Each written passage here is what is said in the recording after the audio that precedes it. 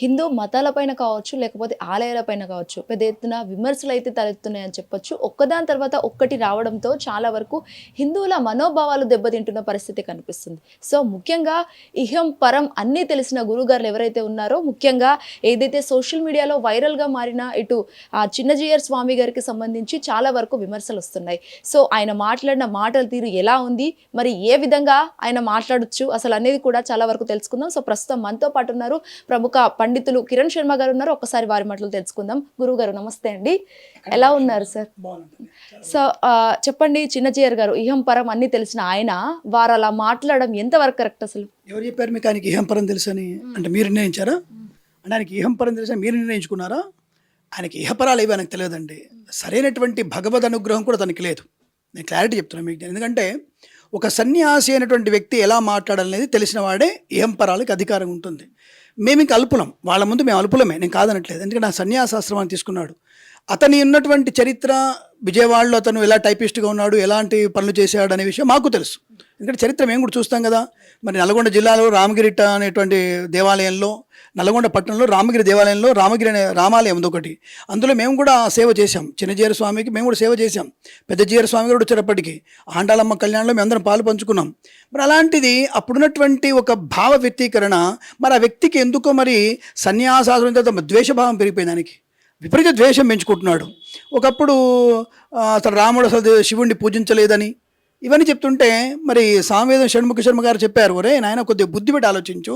ఆయన లంక నుంచి వస్తూ ఆయన దిగలేదు అక్కడ, కానీ దిగకుండా సీతకు చెప్పాడు, ఇగో సీత ఇక్కడ నేను మహాదేవుణ్ణి పూజించాలని చెప్పి ఆయన స్పష్టంగా చెప్పాడు. అని ఆ రామాయణంలో వాల్మీకి రామాయణంలో ఉందని చెప్పాడు.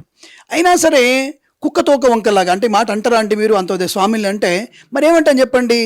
శివుడు అంటే ద్వేషము, శివుడు లేడు అని చెప్పేసి మనకి మాట్లాడడం, శివుడు ఎక్కడ లేడని చెప్పడం మాట్లాడడం, అది పోయి శంకరాచార్య స్వామి వారిని సాక్షాత్తుగా భగవంతుడు స్వరూపమైన, సాక్షాత్ భగవత్ స్వరూపమైన ఆయన పుట్టుక ఎక్కడ, ఆయన గాలికి కూడా గాలికి సరిపోయినటువంటి మీరెక్కడ స్వామి? ఆలోచించుకోండి ఒకసారి. ఇప్పుడు మేమున్నాం, నేను వెంకటేశ్వర స్వామిని ఇలవేల్పుగా పెంచుకుంటూ పూజిస్తాం మేము. అలాగే శ్రీశైలంలో మల్లికార్జును మేము పూజిస్తాం మేము. ఇక్కడ ఇదేంటంటే సెక్యులర్ అయినటువంటి కొంతమంది కుయుక్తుల వల్లనో మరి రాజకీయ నాయకులు ఆయన ప్రేరేపిస్తూ తెలియదు, లేదా మతిభ్రమణం వచ్చిందో తెలియదు, కానీ ఆ వ్యక్తి ఇలాంటి మాటలు మాట్లాడుతూ సమాజాన్ని నాశనం పట్టిస్తున్నాడు. ఇప్పటికే సెక్యులర్ అనే పదాలతోని, బ్రాహ్మణులు అనే పదాలతోని, నువ్వు మాల, నువ్వు మాదిగా, నువ్వు బ్రాహ్మణ దగ్గర అని చెప్పేసి విభిన్నమైనటువంటి పద్ధతితో మనం విభజించుకుంటూ వెళ్ళిపోయి హిందూ మతాన్ని ధ్వంసం చేసుకుంటున్నాం. మీలాంటి వాళ్ళు ఇహపరం తెలిసిన వాళ్ళని చెప్తున్నారు. ఆయనకి ఇహపరం తెలిస్తే ఈ మాట మాట్లాడడు, ఏకవచనమే, బహువచనం కాదు. గౌరవించాల్సిన అవసరం లేదు ఇప్పుడు. ఎందుకంటే హిందూ మతాన్ని నాశనం చేసి మళ్ళీ దాంట్లో ఇక్కడ నేనది స్వామివారి పుట్టుక గురించి, పీఠాల గురించి మాడుతున్నాను. ఒక్కసారి నీ బుద్ధి పెట్టి ఆలోచించు. నువ్వు బుద్ధి పెట్టి ఆలోచిస్తే ఆ మఠాలు ఎప్పుడు పుట్టాయి, స్వామివారి యొక్క పుట్టుక ఎప్పుడు, క్రీస్తు పూర్వం 509 సంవత్సరాలు ఎక్కడ, నువ్వు మాట్లాడేది ఎక్కడ? నువ్వు అనుకుంటున్నటువంటి రామానుజ గురువులు పుట్టినప్పుడా? 1107 సంవత్సరంలో పుట్టాడప్పుడు ఆయన మీరు అనుకుంటున్నటువంటి గురువు రామానుజాచార్యుల వారు పుట్టి ఆయన గౌరవిస్తాడు. ఎందుకంటే పెద్దవారు, ఆయన గొప్ప పండితుడు, శాసనాలు రాసిన వారు, మంచి భగవద్ అనుగ్రహం ఉన్నవాడు. అతని వ్యక్తిని మేము గౌరవిస్తాం. కానీ అతని పరంపరలో చూడండి, మీరు ఒక గురుస్థానంలో ఉండి మేము గౌరవించేవాళ్ళం. అరే పీఠం పెట్టాడు, మంచి మంచి వేద పండితులకు తయారు చేస్తున్నాడు, ధర్మాన్ని ఉద్ధరించాలనుకుంటున్నాం. కానీ మళ్ళీ నీలో ఇంత విషయం ఉందన్న విషయాన్ని కక్కుతూ ఉన్నావు. ప్రతి 6 మాసాలకు ఒక్కసారి నువ్వు విషయాన్ని కక్కుతూనే ఉన్నావు. కానీ మాకు వైష్ణవ సోదరులు, మాకు ఫ్రెండ్స్ ఉన్నారు, మాకు చాలా మంచి వేద పండితులు మేమంటే చాలా అభిమానించే వాళ్ళు ఉన్నారు. మాకు విద్వేషాన్ని రెచ్చగొడుతున్నాడు. ఇటువంటి మనిషిని ఏమనాలి మేము? నువ్వు సన్యాసి, దండం పట్టుకున్నవాడి కాదు. నువ్వు దండము చేత అందరి చేత నువ్వు నాశనాన్ని కోరుకుంటున్నావు. నువ్వు హిందూ మతంలో ఉన్నటువంటి ప్రభావాన్ని నాశనం చేస్తూ తురకలు, క్రిస్టియన్లు నాశనం చేసిన సామ్రాజ్యాన్ని, మన సమాజాన్ని ఇంకా నువ్వు నాశనం చేయాలనే ప్లాన్లో పెట్టుకొని నువ్వు శివకేశవులు అని చెప్పేసి పెడుతున్నావు. అక్కడ సినిమా తీశాడు దశావతారం అని, దాంట్లో మీరు శంకరులు కింకరులు అని చెప్పి దాన్ని కొద్దిగా ప్రోత్సహించినట్టు చేసి ఎవరు చెప్తున్నావు? నువ్వు ఏ సమాజాన్ని ఉద్ధరిస్తున్నావు? నువ్వు దేని నువ్వు అంటే నామాలు పెట్టుకోగా నువ్వు గొప్పవాడు అయిపోతావా? అంటే అడ్డనామాలు పెట్టుకుంటే తిప్పించోడేమన్నా? భగవంతుడు ఒక్కడే అని చెప్తుంది అక్కడ. నువ్వు చదువుతున్నటువంటి భగవద్గీతలో కృష్ణ పరమాత్మ చెప్పాడు, ఈశ్వరుడు విష్ణు ఒక్కడే అని చెప్పాడు. నువ్వు చదువుతున్నటువంటి విష్ణు సహస్రనామాల్లో అదే ఉంది. అలాగే రాముడు ఎవరు అనే విషయాన్ని రామనామమే గొప్పదని చెప్పేసి ఈశ్వరుడు చెప్పినట్టుగా ఈశ్వర వాచ్ అని చెప్పినటువంటి దాంట్లో ఉంది. మరి దాన్ని కాదని అదే విష్ణు పురాణం చదువుతుంటావు. అదే విష్ణు పురాణంలో శివుడి గురించే ఉంది. మరి ఇవన్నీ కూడా నువ్వు ఇటువంటి వేదవాంగ్మయాన్ని చదువుతూ, విశేషమైన చదువుతూ ఇప్పుడు నువ్వు శివద్వేషం ఎందుకు అవుతున్నావు? అంటే నీ పీఠం లేదనా? నీకు పీఠం కదిలిపోతుందనా? అంటే నీ పీఠం ఉండకపోతుందనా? నీ పీఠానికి జరగబోతుందనా? అని రాజకీయ నాయకుడు చెప్పిస్తున్నాడా, లేకపోతే ఇంకా తుర్కల్ని ఎంబడి ఉండి చెప్పిస్తున్నారా విషయాన్ని, లేదా ఇంత క్రిస్టియన్లు చెప్పిస్తున్నారా? ఇక్కడ ఏమిటంటే ఇక్కడ మతాన్ని మార్చిన వారు కూడా వీళ్ళే. ఈయన ఉన్నటువంటి రామానుజుల వారు ఇక్కడ 2 సార్లు గొడవైంది. అంటే ఇప్పుడు నేను విషయం చెప్తాను, మీకు చరిత్ర తెలుసుకొని మాట్లాడతాను నేను. వీరు అనుకున్నటువంటి రామానుజాచార్యుల వారు కూడా ఒకప్పుడు కంచిలో ఉన్నటువంటి ఒక రాజుతో కూడా గొడవపడి ఆయన వరదరాజస్వామి సేవలో ఉండిపోయాడు, ఆయన గురుగారు. ఈయన వీరు అనుకున్నటువంటి రామానుజ గురువుల వారు ఫుల్ ప్రాథమిక పాఠశాల అయి వివాహం చేసుకున్నారు. ఆయన వాడు రామానుజ గురువు గారికి వివాహం అయింది, పాఠశాలలో ఇంగ్లీష్లో చదువుకున్న ఆయన. ఆ తర్వాత ఐ థింక్ 1047లో ఆయనకు వివాహం జరిగింది గురుగారికి. ఆ తర్వాత ఆయన 55లో ఆయన సన్యాసం తీసుకున్నారు.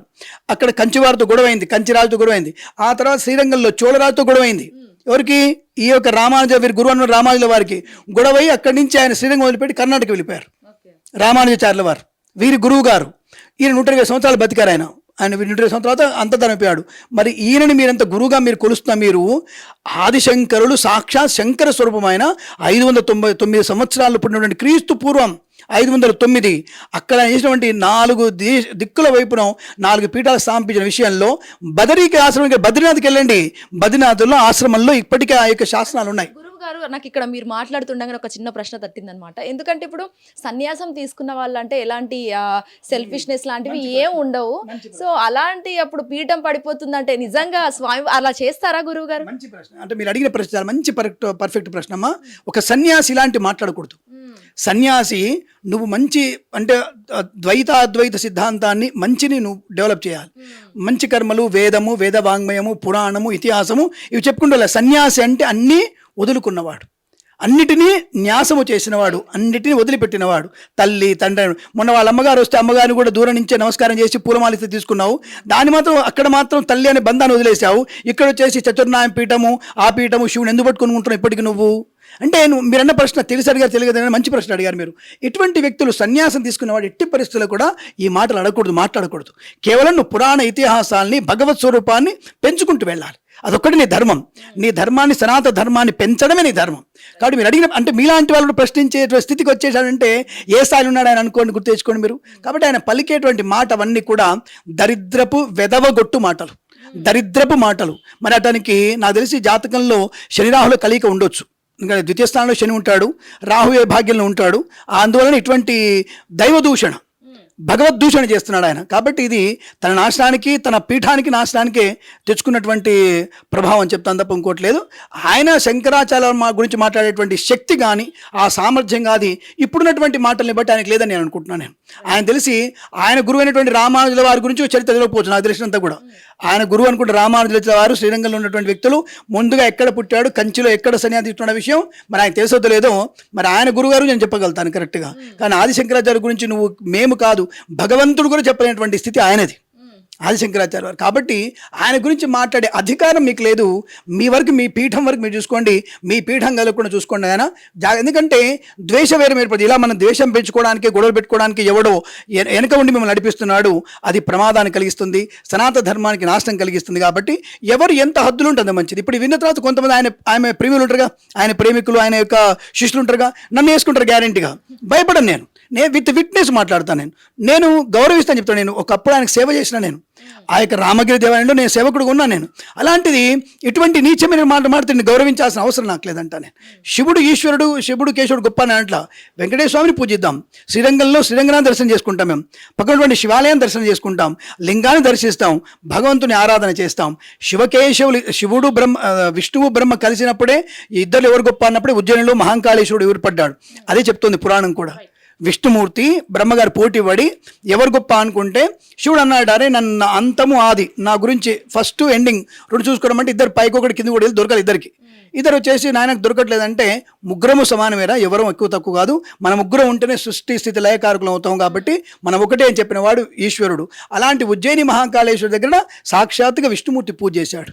మరి అలాంటిది రాముడు పూజ చేశాడు. నువ్వు చేయలేదనడానికి నీ దగ్గర అర్థాలు లేవు, చేశాడనడానికి ఆధారం మా దగ్గర ఉన్నాయి. కాబట్టి అటువంటి విషయాల్ని విషబిందువులని నువ్వు పెట్టి అందరికీ నామాలు పెట్టేసి మతంలోకి మార్చి వైష్ణవ మతంలోకి. రామానుజాచార్యులు కూడా ఇప్పుడు ఎవరు బిట్టు అనే రాజు ఉండేవాడు, ఆయన జైన మత సామ్రాజ్యాధిపతి.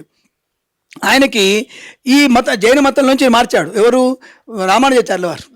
జైన మతంలోంచి హిందూ మతంలోకి మార్చాడు రామానుజాచార్య వారు. ఆయన అంటే ఆయనకి ఏదో రోగం వచ్చింది, ఆయన భార్యకి శీతలాదేవి శాంతలాదేవి ఆవిడ పేరు ఉంటుంది, ఆవిడకి పెద్ద రోగం వస్తుంది. జైన మతంలో ఏ గురువులు ఆమెని బాగు చేయలేరు. అప్పుడు ఈ యొక్క రామానుజాచార్యుల వారి చేత ఆయన శిష్యుల చేత దాన్ని శిష్యుల చేత ఆయన బాగు చేస్తాడు. అప్పుడు ఆయన ఈ మతంలో జైన మతంలోంచి వైష్ణవ మతంలోకి మారుతాడు. సో ఇవన్నీ కూడా ఉన్నాయి. అంటే ఒక మంచితనంలోకి అందరిని ఆహ్వానించు, మంచిదే. ఇప్పుడు నీ గురించి నీ యొక్క ధర్మం గురించి గొప్పదని చెప్పి పర్వాలేదు, కానీ ఇంకొకళ్ళ మతం తప్పు, ఇంకొక ధర్మం తప్పు అని చెప్పే అధికారం నీకు లేదు. అది గుర్తుపెట్టుకోవాలి ఫస్ట్. నువ్వు అంటే అందుకే నేను గౌరవం పోయిందిగా. ఎందుకంటే ఒకసారి 2 సార్లు అనొచ్చు, ఏదోలే పిల్లవాళ్ళలాగా మాట్లాడుతూ అనుకోవచ్చు, కానీ ఇంత వయసు వచ్చినా ఇంత జ్ఞానం ఉన్నా నిష్ఫలం అవుతుంది ఆ జ్ఞానం అంతా కూడా. రావణాసురుడి కనుక వేద బ్రహ్మ అన్నటువంటి పేరు ఎలా ఉండేనో అటువంటి స్థితి నీకు కూడా కలగబోతోంది. రావణాసురుడు చాలా పండితుడు, ఆయన గొప్ప పండితుడు. అటువంటి తత్వం ఉన్నవాడు సీతను అపహరణ చేశాడు. అలా నువ్వు శివుని అపహరించి శివద్వేషం పెంచుకొని నువ్వు పతనం అవడానికి సిద్ధంగా ఉన్న విషయం అర్థమవుతుంది. కాబట్టి వైష్ణవులారా, శైవులారా, సనాతనులారా అందరూ కూడా గుర్తుపెట్టుకోండి, మనకి వైష్ణవ శైవ సంబంధమైనటువంటి భేదాలు లేవు. అందరం ఒకటే, పరమాత్ముడు ఒకటే.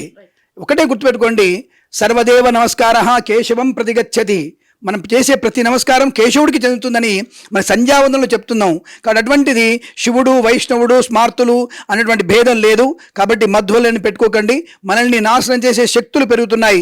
జాగ్రత్త. హిందూ జాతి ఒకే రకంగా ఉండాలి, సనాతన ధర్మం గొప్పగా ఉండాలంటే ఇలాంటి పిచ్చి మాటలు మాట్లాడే వెధవల్ని వాళ్ళ దండంతోనే దండించే ప్రయత్నం చేయాలనేది నా అభిప్రాయం. ఎవరికి తప్పుగా అనిపిస్తే క్షమించండి. ఎందుకంటే శివద్వేషం పెంచుకున్న వాడు బాగుపడే దాఖలాలు లేవు. ఆ విషయం గమనించండి. విష్ణువుని ఆరాధిద్దాం, శివుణ్ణి గౌరవిద్దాం, శివుణ్ణి ఆరాధిద్దాం, బ్రహ్మని గౌరవిద్దాం, పూజిద్దాం, అమ్మవారిని ఆరాధిద్దాం, పూజిద్దాం తప్ప సనాతన ధర్మ గొప్పతనాన్ని వేద వాంగ్మయాన్ని కాపాడుకుందాం అని తప్ప నేను ద్వేషంగా మాట్లాడట్లేదు. ఇలాంటి విన్నప్పుడు కొద్దిగా, ఎందుకంటే మేము అంత సన్యాసం తీసుకోలేదు కాబట్టి కొద్దిగా ఆవేశంగా మాట్లాడదాం. ఆ విషయాన్ని అర్థం చేసుకుంటే మంచిది. ఇంతకు మించి చెప్పడానికి నా దగ్గర ఏం లేదండి.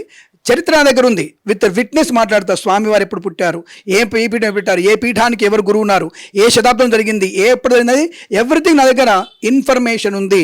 ఇన్ఫర్మేషన్ లేకుండా మాట్లాడను. కాబట్టి ఈ విషయాన్ని గమనించుకొని మీ హద్దుల్లో మీరు ఉండండి, మనందరం కలిసి ఉండే ప్రయత్నం చేద్దాం. స్వామివారు కూడా చాలా వరకు ఇటు సమ్మక్క సారలమ్మను కూడా తిట్టడం జరిగింది. వాళ్ళు వనదేవతల, వాళ్ళు మనుషులే కదా, ఎందుకు పూజిస్తున్నారు అని చెప్పేసి కూడా మాట్లాడారు ఆయన. సో దానికి ఏమంటారు మీరు? ఒకటి గుర్తుపెట్టుకోండి, శాస్త్రంలో మనకు మొట్టమొదటి చెప్పింది ఒకటంటే మాతృదేవో భవ, పితృదేవో భవ, ఆచార్య దేవో భవ. మరి వీరు ముగ్గురు ఎవరు? ఎవరైతే వనదేవతలు తప్పుగా మాట్లాడిన వ్యక్తి, ఈ ముగ్గురు ఎవరు? వేదం ఏం చెప్తుంది? తల్లిని పూజించాలి, తండ్రిని పూజించాలి, గురువుని పూజించాలి, తర్వాత భగవంతుని పూజించాలి అని చెప్తున్నటువంటి ధర్మశాస్త్రాన్ని వేదవాంగ్మయాన్ని వదిలిపెట్టి సమ్మక్క సారల గురించి తప్పు ఎందుకు మాట్లాడుతున్నావు నువ్వు? వనదేవతలు, గిరిజనులు వాళ్ళు ఏర్పాటు చేసిన వనదేవతలు, వాళ్ళందరూ కూడా వనదేవతలకు పూజించబడేటువంటి వ్యక్తులు ఉన్నారు. అంతెందుకమ్మా, ఒక ముస్లిం యువతిని బీబీ నాంచారిగా తీసుకొచ్చేసి స్వామివారి కాళ్ళ దగ్గర విగ్రహాన్ని ప్రతిష్ఠించినటువంటి స్థితి మీది. అటువంటి వాళ్ళు మీరు స్వామివారి విగ్రహం పాదాల దగ్గర బీబీ నాంచారి విగ్రహాన్ని పెట్టినటువంటి వీరు ఇప్పుడు సమ్మక్క సారం గురించి మాట్లాడితే ఎలా ఉంటుంది చెప్పండి? ఇతర మతాల వారిని గొప్పగా స్వీకరించి మీరు మన జాతిలో వనదేవతలు ఉన్నటువంటి దేవతల్ని పూజించగలిగింది ఎవరు? లక్ష్మీ స్వరూపాలవి. ఆ లక్ష్మీ స్వరూపాలు ఎందుకు పూజించదు? దుర్గా స్వరూపాలు ఎందుకు పూజించదు మనం? కాబట్టి ఒక రాయిని, ఒక మొక్కని, ప్రతిదీ పూజించే, ప్రకృతిని పూజించే తత్వం సనాధర్మము. కాబట్టి ఆ సనాధర్మంలో వనదేవతలుగా సమ్మక్క సార అక్కడ ఉన్నారు. నిజమైనటువంటి శక్తియుక్తులు వారికి ఉన్నాయి. కాబట్టి వారిని మనం పూజించాల్సిన అవసరం ఉంది. వారికి అక్కడ ఉన్నటువంటి గ్రామాల్లో గిరిజనులకి అది యొక్క దేవతల ప్రత్యక్ష వాళ్ళకు ఉదాహరణలు ఉన్నాయి. నువ్వు ఎలా అయితే వెంకటేశ్వర స్వామి గురించి మాట్లాడుతున్నావు, అలాగే వాళ్ళ దేవతలు ఉన్నారు. మరి కానీ నువ్వెవరివి? మా ధర్మం చెప్తుంది, మనుషుల్ని పూజ చెప్తుంది కదా, మనం మనుషులు పూజిస్తున్నావు కదా, మాతృదేవో భవ. అందుకే ఈయన తల్లిని ముట్టుకోలేదేమో కానీ ఆదిశంకరాచార్య వాళ్ళ తల్లిగారు చనిపోతే ఆవిడకి కర్మకాండ చేశాడు ఆదిశంకరాచార్య వారు. అన్నప్పుడు అందరూ అడిగారు, నువ్వు సన్యాస ఇలా చేస్తావంటే, నాకు సన్యాస దీక్ష కంటే ముందు నాకు తను తల్లి కాబట్టి తన ధర్మాన్ని నేను నిర్వర్తించాలి, తను నేను మాటించని చెప్పేసి ఆ 12లో కర్మ చేసి మళ్ళీ ఆయన సన్యాసి స్వీకరించాడు. అతని గొప్పతనం ఎక్కడ? నువ్వు నీ తల్లి వస్తే దూరంగా పెట్టేసి ఇక్కడ పెట్టు అక్కడ పెట్టు అని చెప్పి నువ్వెక్కడా? అది ఆలోచన చేయండి. కాబట్టి నేను ఆయనతో పోల్చను, ఎందుకంటే ఆదిశంకరుడు సాక్షాత్ శంకర భాగపదులు ఆయన పోల్చను. కాబట్టి నీ ఉనికి కాపాడుకోవడానికి జాగ్రత్తగా ఉండు, జాగ్రత్తగా మాట్లాడు. నువ్వు రామాయణం చెప్పు, భాగవతం చెప్పు, గోదా కళ్యాణం చెప్పు, అంతే తప్ప మిగతా పిచ్చి పిచ్చిగా మాట్లాడి ద్వేషం పెంచుకుంటున్నావు. 10 మంది ద్వేషం నీకు శాపంగా మారుతుంది. నువ్వు సన్యాసివైనా, ఏసివైనా, జాగ్రత్త ఉంటే చాలా మంచిదని నా అభిప్రాయం. గురువు గారు ఇక్కడే లోకమంతా శివనామస్వరం చేసుకుంటూ ఓం నమ శివాయ అంటారు. మరి అంత పెద్ద మనిషి ఆయన, అంత పెద్ద సన్యాసం తీసుకున్నారు ఆయన. సో ఇలాంటి మాటలు మాట్లాడకుండా అసలు ఏంటి, అసలు ఈ కాంట్రవర్సీ అంతా ఏం జరగబోతుంది, ఎక్కడి దాకా వెళ్తుంది అనుకుంటున్నారు? ఒకటి, తనకు ఉనికి లేదు. తనకు ఉనికి లేదు కాబట్టి ఆ ఉనికి కాపాడుకోవడానికి చేసే ప్రయత్నం. అంటే తనని ఎవరు గుర్తించట్లేరు. వెంకటేశ్వర స్వామి దగ్గర కూడా 1000 కాళ్ళ మండపం గొడవ జరిగితే ఆయన అక్కడ రానివ్వరు. అక్కడ రానివ్వరన్న విషయం తెలిసినా నేనే వెళ్ళనని చెప్తాడు ఈయన. సో నేనే వెళ్ళని చెప్తాడు. సో కాబట్టి ఈయన ఉనికి కనబడదు కాబట్టి అప్పుడప్పుడు ఇట్లా ఉనికిని పైకి తెచ్చుకోవడానికి, అప్పుడంటే భారాస ప్రభుత్వం ఉండి కొద్దిగా కేసీఆర్ వచ్చి ఆయన కొద్దిగా హైప్ చేసేవాళ్ళు. ఇప్పుడు లేదుగా కాబట్టి ఆయన ఉనికి కాపాడుకోవడానికి ఏదో ఒక మాట మాట్లాడి వార్తల్లోకి వస్తున్నాడు, అంతే తప్ప అంతకు మించి ఏం లేదు. అంటే మాలాగానే ప్రవర్తిస్తున్నాడు. ఇప్పుడు మేము కనుక ఏదైనా ఏదైనా అనసూయ గురించి తప్పు అనుకోద్దు మళ్ళీ వస్తుందని, శివాజీ గారి మాటల గురించి అదే కాంట్రవర్సీ వస్తే మేము మాట్లాడినందుకు మాకు ఇలా గుర్తింపు వచ్చింది అప్పుడప్పుడు. అలా వాళ్ళకు కూడా ఒక గుర్తింపు కోసం ప్రయత్నం చేస్తున్నారు తప్ప నిజమైనటువంటి సన్యాస దీక్షలు వాళ్ళేరు.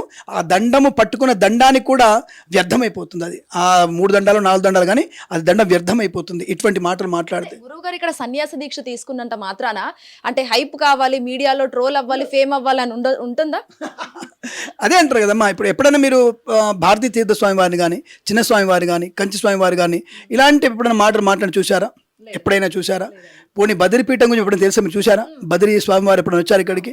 అసలు కాశ్మీర్ పీఠం వాళ్ళు, బద్రీ పీఠం వాళ్ళు ఈరోజు బయటికి రారు. వాళ్ళు భారతీ తీర్థ స్వామి బయటికి రారు. వారు వచ్చినా ఎక్కడైతే లోకల్యానికి వెళ్ళారో అక్కడ వెళ్తారు. అక్కడ వాళ్ళకి ఆ ట్రస్ట్ ద్వారా అక్కడక్కడ వాళ్ళన్ని ధనం ఇచ్చేసి ఈ దేవాలను ఉద్ధరించండి, ఈ పాఠశాలలు పెట్టండి, ఇవి డెవలప్ చేయండి అని చెప్పి ఇచ్చి వెళ్ళిపోతుంది తప్ప ఎక్కడ కూడా హైప్ కోసం వాళ్ళు ఎప్పుడు రారు.